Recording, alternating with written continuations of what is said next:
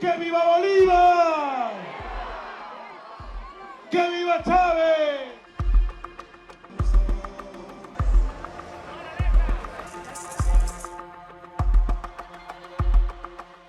The UN High Commissioner for Human Rights, Volker Turk, voices his deep concern over the high and continuing number of arbitrary detentions, as well as disproportionate use of force reported in the aftermath of the presidential elections in Venezuela, and the resulting climate of fear.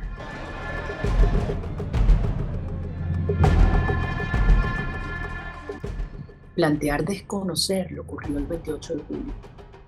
Para mí es una falta de respeto a los venezolanos que han dado todo y que expresaron la soberanía popular. La soberanía popular se respeta. Exijo a todos los poderes del Estado maior celeridade, maior eficiência e mano de hierro. O chavismo é uma força política que existe na Venezuela há 25 anos, na verdade há mais de 25 anos, se a gente parar para pensar na representatividade que tem a figura de Hugo Chávez. Foi eleito de maneira democrática para chegar ao poder, mas ao longo dessas mais de 2 décadas foi se autocratizando. Hugo Chávez, no início dos anos 90, chegou a tentar um golpe militar e mesmo assim se tornou uma figura extremamente popular porque representava uma mudança no paradigma de poder da Venezuela. Hugo Chávez fica no poder até 2013 como uma figura extremamente popular nacional e internacionalmente, quando ele morre e é substituído por Nicolás Maduro. Não é todo século que a gente consegue produzir um homem da qualidade do Chávez.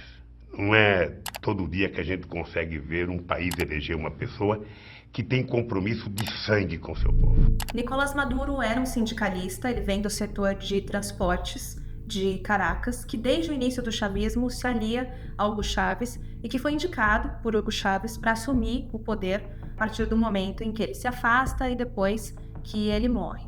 Mas Maduro não tem nem de longe a popularidade que tinha Chávez e ao longo desses seus 11 anos no poder, ele conduziu um processo muito grande de isolamento da Venezuela, a comunidade internacional e inclusive entre os seus pares na América Latina, nas Américas. Isso já existia antes do processo eleitoral de 2024 e foi apenas aprofundado depois de 28 de julho. Claro que o regime do Maduro, a liderança do Maduro, também é afetada pelas sanções internacionais econômicas que são aplicadas contra figuras do alto escalão do chavismo e também contra o Estado venezuelano.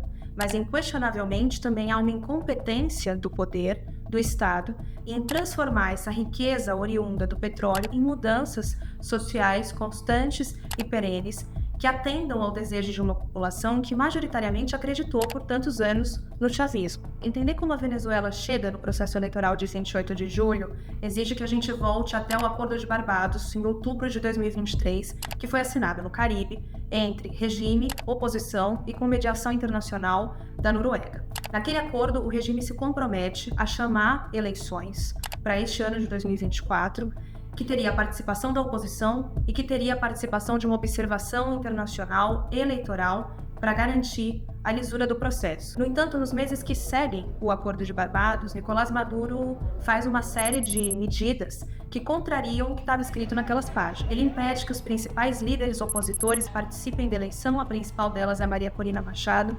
Ele também impede que a maior parte da diáspora venezuelana consiga ir às urnas votar. A principal força de observação eleitoral estava focalizada na União Europeia, na missão da União Europeia, que segundo o Acordo de Barbados iria ao país. Maduro desconvida a União Europeia no meio desse processo. Mas a espécie de cereja do bolo é o que acontece após 28 de julho. A população vai às urnas e quando chega o momento de anunciar os resultados eleitorais, o órgão eleitoral, que também tem grande presença do chavismo, divulga os resultados apenas gerais, sem nenhum detalhamento a nível estadual, municipal, de centro de votação ou de mesa de votação, diz que Nicolás Maduro venceu e diz que seu sistema foi alvo de um ataque hacker, sem comprovar esse ataque, e que isso retardou o processo de divulgação dos resultados e mais atrapalhou o processo de divulgação das atas eleitorais, que comprovam os números da votação e que de praxe são divulgadas nos processos eleitorais venezuelanos. Logo depois disso, a oposição acusa acusa que houve fraude nesse processo e boa parte da comunidade internacional faz coro a essas acusações, dizendo que, na verdade, quem venceu a eleição foi Edmundo Gonçalves, o nome desse diplomata que, após Maria Corina Machado ser impedida de concorrer nas urnas, foi escolhido para representar a principal coalizão opositora no pleito.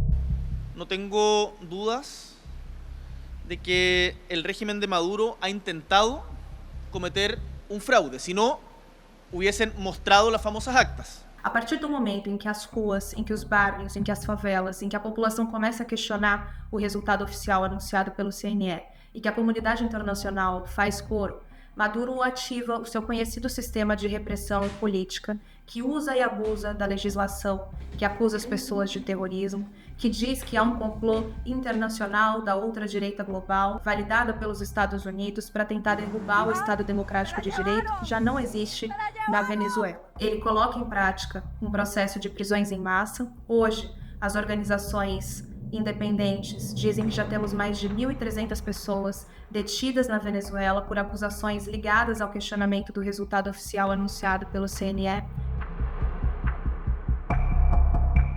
Tenemos más de 1.200 capturados y estamos buscando a 1.000 más.